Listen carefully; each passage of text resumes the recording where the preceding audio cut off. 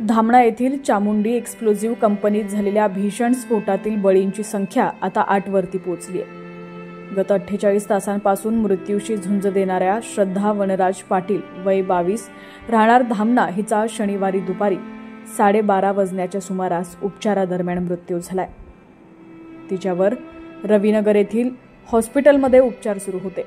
या स्फोटातील अन्य एका जखमी प्रमोद चावरे वय 25 राहणार नेरी यांचीही प्रकृती चिंताजनक असल्याचं सांगितलं जात आहे।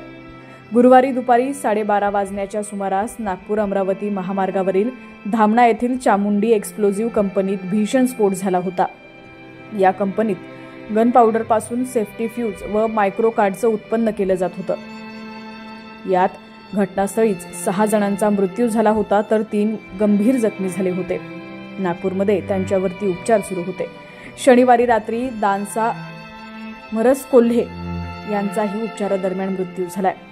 गुरुवारी 11 तारखेला सायंकाळी 6च्या सुमारास कंपनी परिसरात प्रचंड रोषाचं वातावरण असताना श्रद्धा हिच्यावर खासगी हॉस्पिटलमध्ये पैशाअभावी चांगले उपचार होत नसल्याचा आरोप आला। नागरिकांच्या रोषाचा भडका उडाला होता। यानंतर तिला तिथल्याच एका हॉस्पिटलमध्ये उपचारासाठी दाखल करण्यात आलं। श्रद्धा हिचा मृत्यू झाल्याचं कळताच गावकऱ्यांनी आक्रोश व्यक्त केला।